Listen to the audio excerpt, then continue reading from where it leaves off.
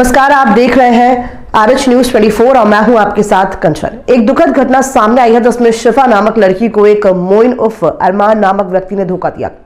मोइन उर्फ अरमान WhatsApp group के माध्यम से शिफा के संपर्क में आया और शिफा से अपना बायोडाटा साझा करने को कहा। उसके बाद विश्वासघात का शिकार हुई शिफा। अरमान नामक व्यक्ति ने शिफा के परिवार से संपर्क करके उन्हें बिजनेसमैन बताया और इंदौर और भोपाल में अपना व्यापार होने का दावा किया और शिफा के परिवार से शादी करने का रिश्ता तय किया। शिफा के परिवार ने मोइन उर्फ अरमान के साथ शिफा की शादी कर दी, लेकिन कुछ दिनों बाद अरमान ने धोखा देकर अपनी कंपनी के घाटे की बात की और 5 लाख रुपए की मांग की। शिफा के पिता ने रुपए देने का वादा किया, लेकिन जब रुपए देने में देरी हुई तो अरमान भोपाल से भागकर इंदौर में छुप गया। अरमान ने शादी के 5वें दिन ही शिफा के सभी जेवरात गिरवी रखने का बोलकर बेच दिए थे। मोइन उर्फ अरमान ने कहा कि जब तक मुझे 5 लाख रुपए नहीं मिलेंगे मैं भोपाल नहीं आ सकता। इसके बाद एक महिला ने इंदौर से शिफा को फोन करके खुलासा किया कि वो भी अरमान की पत्नी है और धोखाधड़ी करने वाले व्यक्ति अरमान ने उन्हें भी धोखा दिया है। शिफा और शिफा के परिवार ने इस फर्जीवाड़े को जानकर इंदौर जाकर उसकी 2 और पत्नियों और बच्चों के साथ रहने का सच खोजा और इस मामले में अरमान और अरमान के परिवार की भूमिका लग रही है, इस पर न्याय की गुहार लगाई। इस घटना से सिद्ध होता है कि अरमान ने मोइन सादिक विभिन्न नामों का उपयोग करके फर्जीवाड़ा किया है और उसने शादियों के जरिए लड़कियों को ठगा है। इस मामले में न्याय की गुहार लगाने के लिए शिफा और उसके परिवार ने सरकार से इंसाफ की गुहार लगाई है, लेकिन महिला पुलिस थाना मामले में लापरवाही कर रही है। पुलिस तुरंत एक्शन ले ताकि इस धोखाधड़ी करने वाले अरमान के खिलाफ कड़ी कार्रवाई की जा सके। इस मामले में न्याय के लिए शिफा और उसके परिवार को स्थानीय पुलिस और महिला आयोग से सहायता चाहिए। आप ये बताइए कि आपके साथ अरमान कब संपर्क में आया था, कैसे आया था? अरमान है ना, वही आपने जो बताया, हाँ। अरमान जो मतलब मोबाइल के उससे ही संपर्क में आए थे, व्हाट्सएप के थ्रू। मेरा बायोडाटा डला हुआ था, तो मतलब इसी उसमें उनका नंबर आया था, उनका भी डला हुआ था। उन्होंने बताया कि वो 3 साल हो गए उनके डिवोर्स को और 3 साल से वो भोपाल में है। MP नगर में उनकी बहुत बड़ी कंपनी, उन्नति कंपनी जो उन्होंने नाम बताया था, वो उनकी कंपनी है। और ये सब चीजें उन्होंने फ्रॉड। जब आप MP नगर पता करने गई आप, आपके परिवार, तो वो उनकी कंपनी नहीं निकली? नहीं, वो उनकी कंपनी नहीं थी। उनका कहना ये था कि वो उनके साथ भी फ्रॉड करके भागा है अरमान। तो कुछ भी उन्होंने अपना जो फ्लैट दिखाया था, कोलफिजा में दिखाया था और एक है ना गेट घाट पे दिखाया था, वो भी उनका नहीं निकला। भोजपुर में जमीन बताई थी, वो भी उनकी नहीं निकली। उन्होंने बताया था उनके पापा की फैक्ट्री है, मामा का, ये सब चीजें, वो सब झूठ था, कुछ भी नहीं था। और वो शादीशुदा से पहले से, मुझे शादी के बाद पता लगा। कितनी शादी आप को लेकर, कितनी शादी कर चुका हूँ? मैं उनकी तीसरी बीवी। अभी तक मेरे सामने 3 बीवियों के सबूत आए और लोगों के सबूत नहीं आए हैं कि और भी शादियां इसने करी हैं। लेकिन हाँ, इतना मालूम चला है कि इसने और लड़कियों की भी जिंदगी बर्बाद करी है। सिर्फ मैं अकेली नहीं हूँ, उसकी पहली बीवी अकेली नहीं है, इसने बहुत सारी लड़कियों की जिंदगी बर्बाद करी है और ये आगे भी करता रहेगा। शिफा, जब आपका उनके साथ जो निकाह हुआ था, रिश्ता तय हुआ था, क्या आपके घर वाले उनके घर वाले पे बैठ करके इस चीज पे चर्चा किया था, रिश्ते को लेकर? जी, क्या है। कहाँ पर किया था? ये हमें यहीं करा गया था। आप उनके घर नहीं गए थे जब? जी नहीं, उन्होंने जाने ही नहीं दिया। बस एक बार उनकी फैमिली, उनके कुछ मेंबर्स को वो लेके आए जो ज्यादातर फेक निकले। तो उनकी फैमिली, पापा, उन्होंने लास्ट में कह दिया था पापा को हार्ट अटैक आया हुआ है। पापा को हार्ट अटैक आया दिसंबर से पहले, नवंबर में उन्होंने ये चीज कही थी कि पापा को हार्ट अटैक आ गया शादी के मतलब 1-2 हफ्ते पहले, तो अपन जल्दी से बस निकाह कर लेते हैं। उन्होंने इमोशनल ब्लैकमेल करके निकाह कर लिया और मुझे अभी पता लगा कि पापा को हार्ट अटैक नहीं आया था और लोगों ने सब झूठी प्लानिंग करी हुई थी। ये सब चीजें पैसा लेने के लिए, पैसा के लिए आपके। जी। और ये डी मार्ट में जो आपको लेकर के हाशिमा मॉल गए जी, वो क्या था? हाशिमा मॉल में एक्चुअली वो पहले 4 तारीख को भग गए थे। वो सारा सामान जो मेरा थोड़ा बहुत कैश रखा हुआ था घर में, जो थोड़ा बहुत सोना रखा हुआ था और उनके पूरे प्रॉपर्टी के उनके जितने भी सबूत थे, वो सब लेके 4 तारीख को मुझे शादी में छोड़ के भाग गए थे। फिर वो आए, मैंने उनको बहुत मिन्नतें करी, उनके घर वालों से भी बहुत मिन्नतें करी, बहुत हाथ पैर जोड़े कि भाई अब मेरा निकाह हो चुका है, तुमने जो कुछ करा मैंने तुम्हें माफ कर दिया, इसके बाद भी तुम आ जाओ। फिर वो 9 तारीख को आए। 9 तारीख को आने के बाद उन्होंने फिर मुझसे 5 लाख रुपए की डिमांड करी और वो खाली हाथ आए थे। 1 रुपया वापस नहीं लेके आए थे, मेरा जेवर कुछ भी, अपने हाथ कपड़े भी वापस नहीं लेके आए थे, सिर्फ 2 झोले में कपड़े वापस लाए थे। तो उन्होंने 5 लाख की डिमांड करी। मैंने कहा एकदम तो अब्बा 5 लाख रुपए नहीं दे पाएंगे। तो वो कह रहे हैं मुझे इंटरव्यू के लिए आशिमा मॉल जाना है, वहाँ पे इंटरव्यू देने। मैं उनके साथ आशिमा मॉल गई। 4:30 बजे हम लोग आशिमा मॉल पहुंचे। आप वहाँ की रिकॉर्डिंग निकलवा के दे सकते हैं। मैं 4 घंटे वहाँ परेशान हुई। वो आदमी मुझे 4 घंटे के लिए मतलब छोड़ के भाग गया। मुझसे बात करता रहा वो, उसने मुझे 2 घंटे 3 घंटे बात करी फोन पे, चैट पे, पागल बनाने के लिए।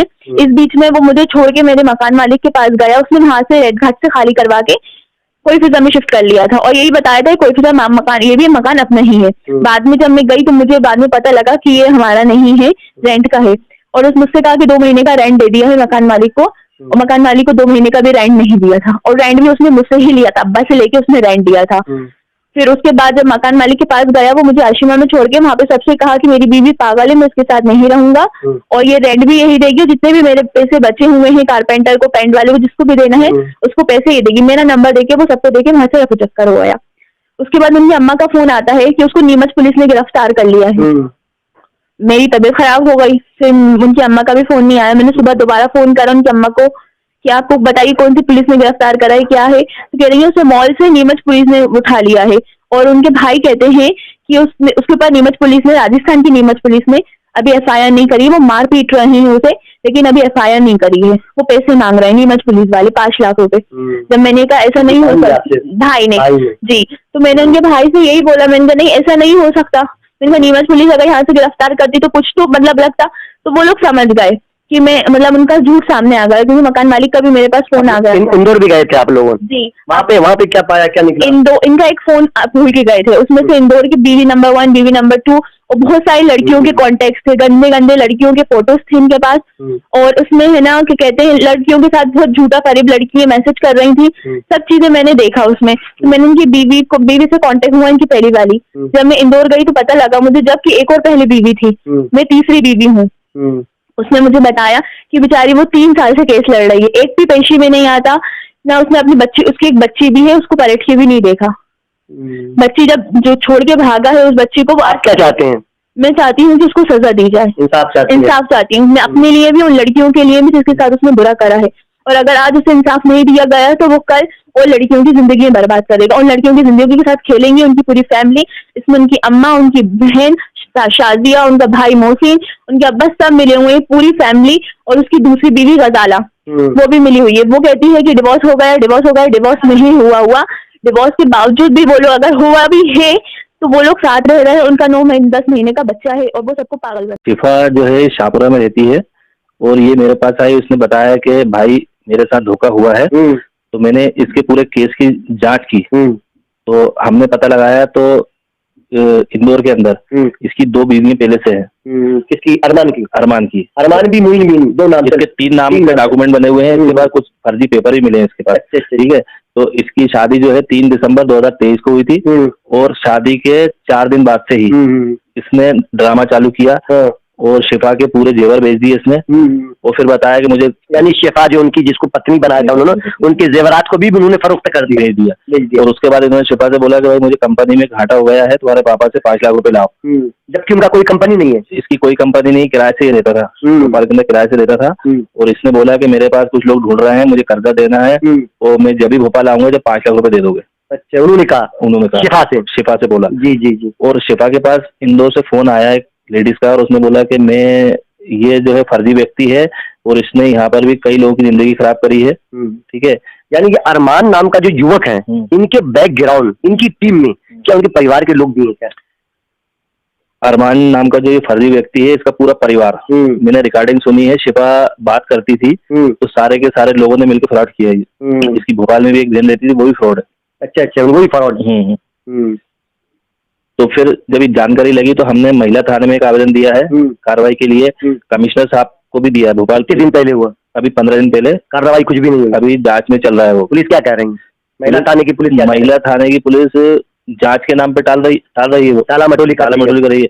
मैं शासन प्रशासन से मांग करता हूँ, ये बहुत बड़ा गिरोह है, और बच्चियों के साथ धोखाधड़ी कर रहे हैं व्हाट्सएप ग्रुप में। नौ प्यारे भाई, नवनियुक्त है डॉक्टर मनमोहन सिंह CM जो है अपने, उसे क्या करना चाहिए?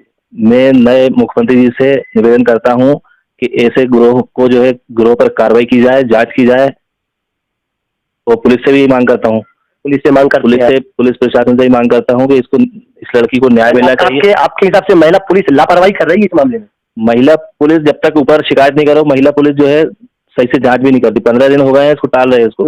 इन्होंने CM हेल्पलाइन पे शिकायत की थी, तो पुलिस ने बुलवाकर CM हेल्पलाइन भी वापस करवा ली। किसने वापस करवाया था? महिला थाने वालों ने। नहीं, तो जब मामला हल होता, जब वापस होता है, पहले कैसे वापस कर दिया?